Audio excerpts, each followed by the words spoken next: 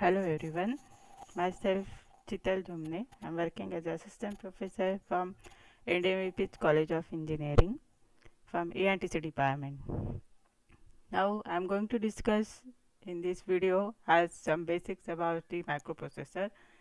As we know that microprocessor is a central processing unit of general purpose digital computer. Nowadays all we have the laptops, PCs at home.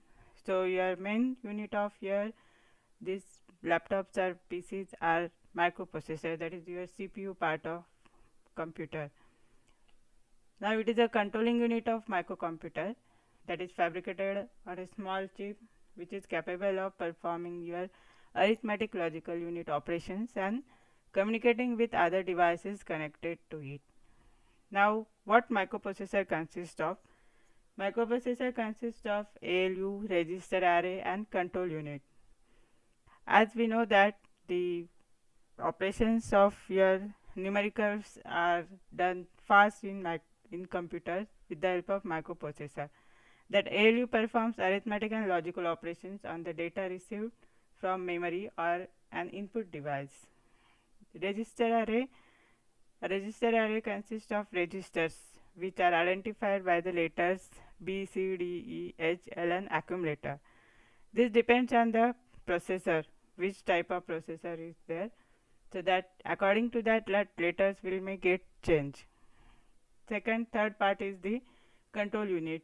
Now your control unit controls the flow of data and instructions within the computer.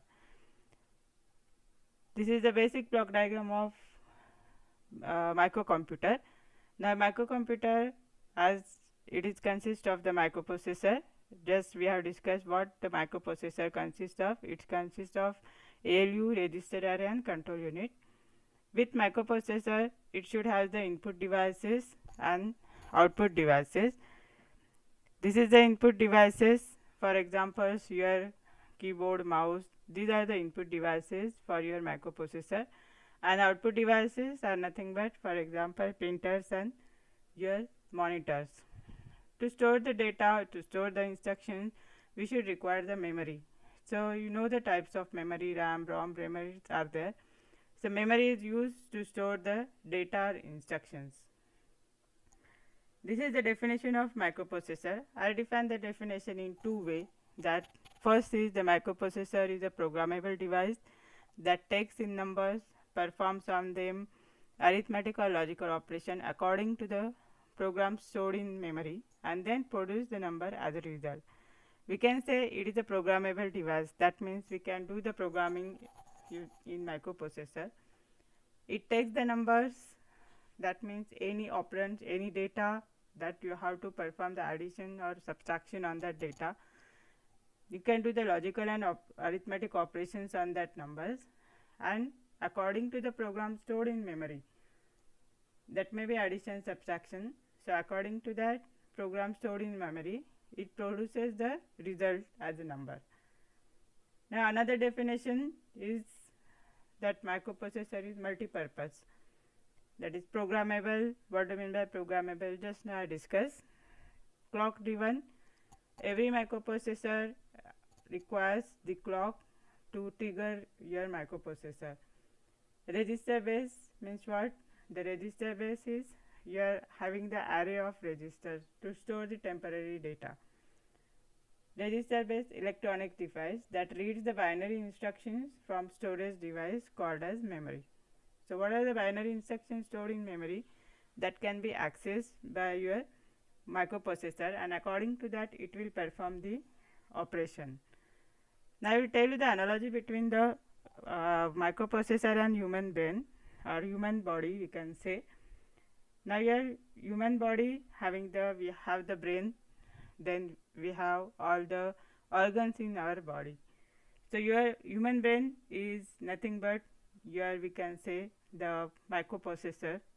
That is the, it can take the data from your eyes as an input or ears, that can be act as a input devices, and what are the operation it has to perform, that brain will give the instruction to your output devices like hands or legs or anything, that operation or that task it has to perform. So same way the microprocessor The input devices give the data to the microprocessor. According to the instructions stored in memory, it will perform that particular operation, and it gives the instruction to the output devices what they have to perform. So this is just the analogy between the microprocessor and human body. Features of microprocessor: cost effective. The microprocessor chips are available at very low prices and result is low cost. Size: nowadays the size of your microprocessors are becoming small and small because of your VLSI architectures. The microprocessor is of small size, hence it is portable. Low power consumption: we should have the low power consumption if you are using any type of microprocessor. They are manufactured by using metal oxide semiconductor technology, which has low power consumption. Versatility: the microprocessors are versatile as we can use the same chip in a number of applications by configuring the software program. And the reliability is the most part, that is the failure rate of IC in microprocessor is very low, hence it is reliable. This is the basic block diagram of microprocessor. Now it consists of, I told you, the registers. These are the registers: data register, address register, special registers. Data registers are used to store the temporary data. Address registers are used to store the addresses, and some special function registers are there in all the microprocessor. Execution unit: it consists of ALU and shifter. As we know, ALU performs all arithmetic logical operations. Shifter, according to the instructions, whether it has to shift the data right or left, so this shifter will be used. Program counter: it is used to store the address of the next instruction that has to be executed. On-chip debugging and AHB interface, that is advanced peripheral, advanced high performance bus, that can be used to interface your AHB data bus, address bus, then your handshake signal, acknowledgement signals. Then you have the control unit, interrupt control unit. So you know the interrupts, every processor controller should have the interrupt. That may be software or hardware interrupts. Timing and control unit. CPU is partitioned into ALU and control unit. The function of control unit is to generate the relevant timing and control signal to all operations in the computer. What are the data coming in the processor and the memory and peripherals? The data, the controlling of the data should be done with the help of this control unit. ALU, again the same thing, is a part of CPU that carries out arithmetic and logical operations on the operands in computer instruction words. It includes storage places for input operands, operands that are being added, accumulated results, and shifted results. It performs all the arithmetic operations like addition, subtraction, increment, decrement, and logical operations like AND, OR, XOR, complement of the number. Now how actually ALU works? Now we know that we have to perform the operation on two numbers, so we can say that as an operand. First operand, and so this is the second operand. Your first operand is stored in one register. As I told you, the microprocessor are having the register to store the temporary data. So that first operand will be stored in this register. Second operand, this operand will be stored in this register, second register. Accumulator, after that these two register contents will be given to the arithmetic logic unit. It will perform the operation. For example, here shown the operator is addition. So that addition will be done with the help of arithmetic logic unit, and the result will be always stored in accumulator. So whatever the operation will be performed, addition, subtraction, that result should be always stored in the accumulator. So this is the how your ALU works. Now we'll discuss some part about the bus interface. The bus interface unit is a part of processor that interface with the rest of the PC. That means we can have the communication between rest of the components on the PC and the processor. It deals with the moving information over the processor data bus the primary conduit for the transfer of information to and from the CPU. Data bus is, we will see that in details what is the data bus afterwards. So, what are the information coming on the processor on the data bus that can be given to the CPU or any peripheral devices. The bus interface for responding to all the signals that go to the processor and generating all signals that go from processor to other parts of the system. Now data bus. Data bus is a collection of wires. Bus is a collection of wires. So any type of bus is called as a collection of wires. It is in which data is transferred from one computer to another external drive. It carries digital information. Now this data bus is connected to the inputs of several gates and to the output of several gates. This is also bidirectional bus because information may flow on the bus wires on both the direction. That means the data can be flow from microprocessor to the peripheral devices or peripheral devices to the microprocessor. So we can say this is a bidirectional data bus. Address bus, as the name we can say, this bus is used only to flow the address that is stored in your memory. An address bus is a computer bus that is a series of lines connected to or more devices that is used to specify a physical address. Now you know that memory is having the address. That address, or at which location, at which address you have to store the data. So that address should always be on your address bus. The width of the address bus determines the amount of memory a system can address. It transfers the address of the location. It is called unidirectional because it transfers address from CPU to memory only. That means from at which memory location you have to store the data, so that memory location will be sent from the CPU to the memory. So we can say this is only the unidirectional. Your CPU can send that address to the memory. Address bus memory capacity chart. This is the bus size. If your address bus is 20 bit, then your maximum RAM should be 1 MB. So this is just the examples of this. If your bus address is 24 bit, your maximum address RAM is 16 MB. So 44 bits address bus, it is a 16 terabytes of your maximum RAM. This is the classification of microprocessor. There are three types of processors, that is RISC processor, CISC processor and special processors. We'll see one by one. That is first RISC processor. Now RISC stands for Reduced Instruction Set Computer. This is designed to reduce the execution time by simplifying the instruction set of the computer. By the name we can say reduce instruction. That means it should has the minimum instructions in that microprocessor. Using RISC processor, each instruction requires only one clock cycle to execute result in uniform execution time. This is the more important part or the main feature of the RISC, that each instruction requires only one clock cycle to execute. This reduces the efficiency as there are more lines of code, hence more RAM is needed to store the instruction. The compiler also has to work more to convert high-level language instructions to the machine code. As we know that your CPU microprocessor understand only the machine code in the form of zeros and ones. Some of the RISC processor, PowerPC 601, 604.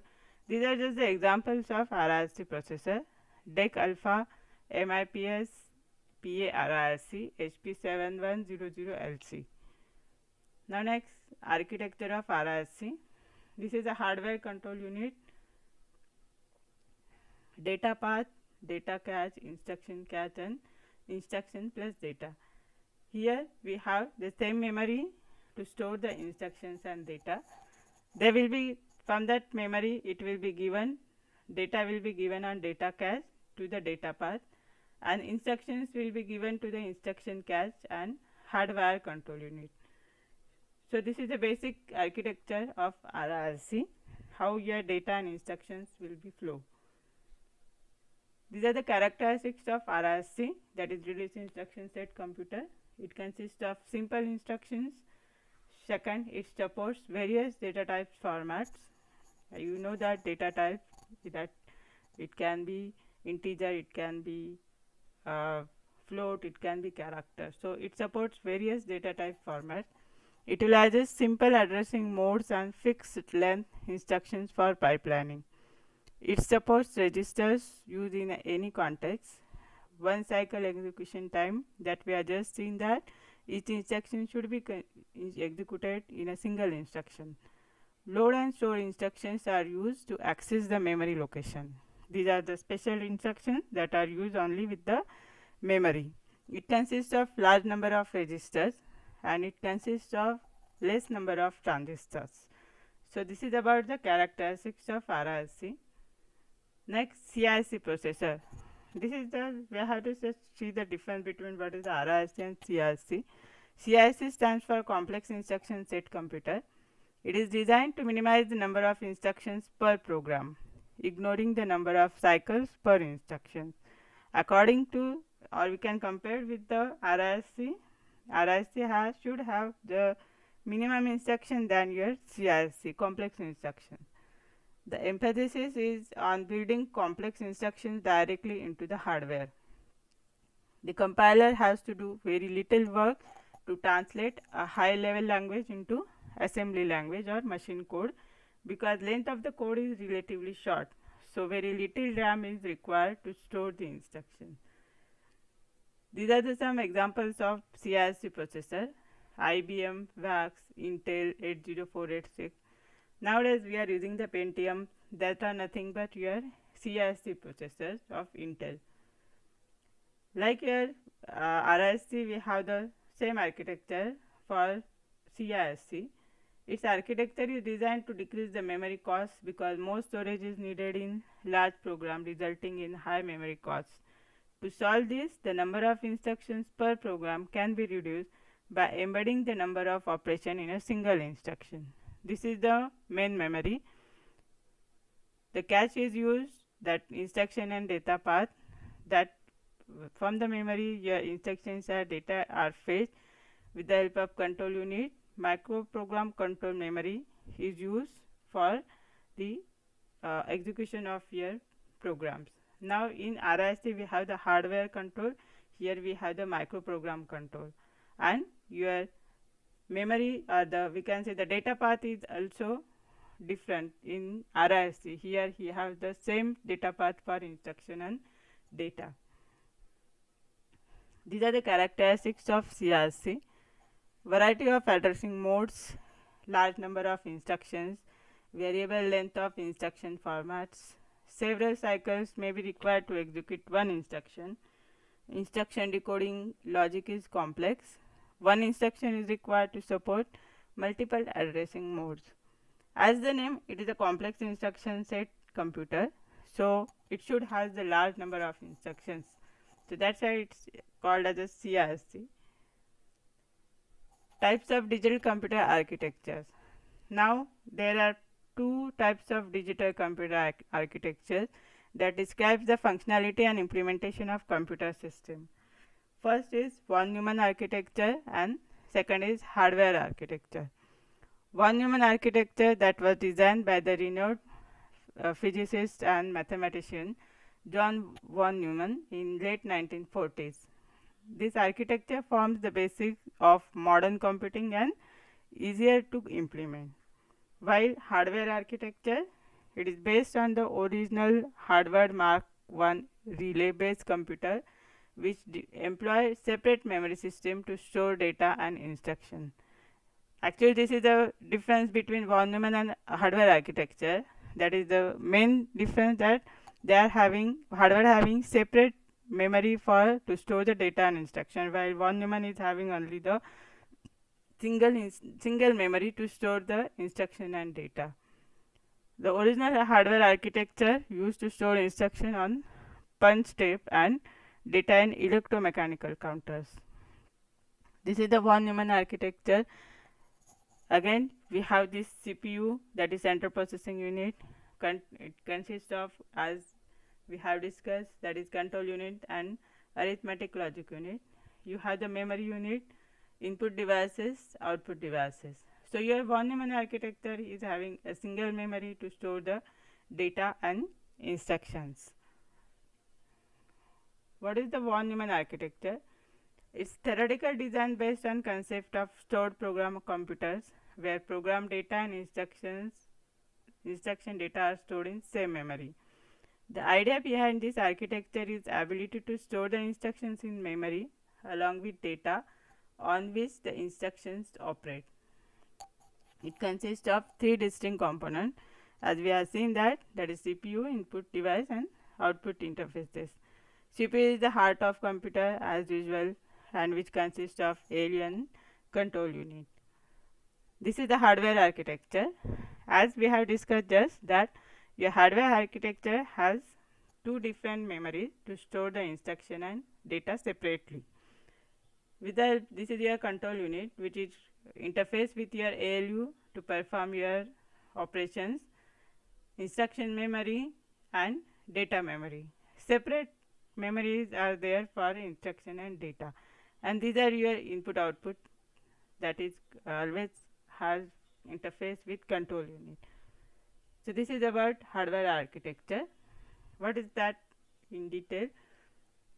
It is a computer architecture with physically separate storage and signal pathways for program and data instructions.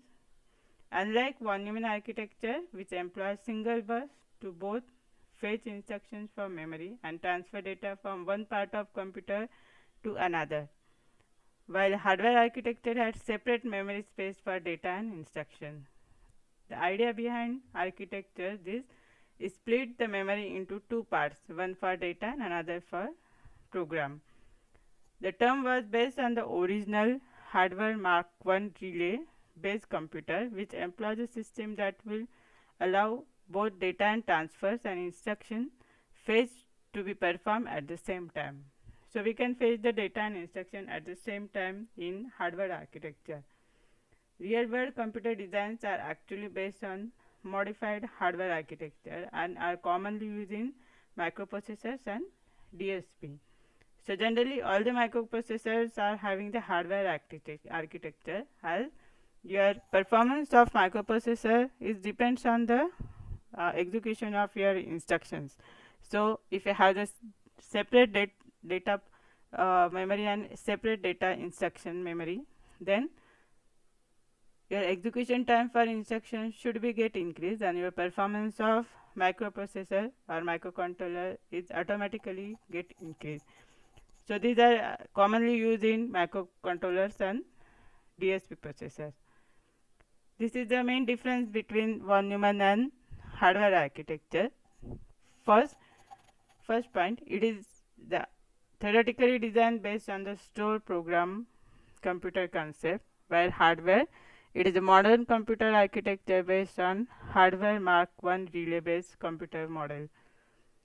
Second difference, it uses same physical memory address for instruction and data in von Neumann, while hardware, it uses separate memory addresses for instructions and data. Third, processor needs 2 clock cycles to execute an instruction, while in hardware, processor needs 1 cycle to complete an instruction. Von Neumann architecture, simple control unit design and development of one is cheaper and faster, while in hardware architecture, control unit for 2 buses is more complicated, which adds to the development costs. Now next is, in von Neumann architecture, data transfer and instruction fetches cannot be performed simultaneously because it's having a single memory to store an instruction and data. So simultaneously we cannot fetch data or instruction, whether it has to fetch data first or instruction first depending on the instructions. While in hardware architecture, your data transfers and instruction fetches can be performed at the same time. And the last point, your von Neumann architecture used in personal computers, laptops and workstations, while your hardware architecture, it is used in microcontrollers and DSP processors, that we have just discussed how it can be used in the microcontrollers and signal processing. So this is the main difference between the architectures, that is the digital computer architectures, von Neumann and hardware architecture. So thus we have just discussed the basics of microprocessors, that is the types of microprocessors, RISC, CRC, and the digital computer processors, that is the architecture, that is von Neumann and hardware architecture. Thank you.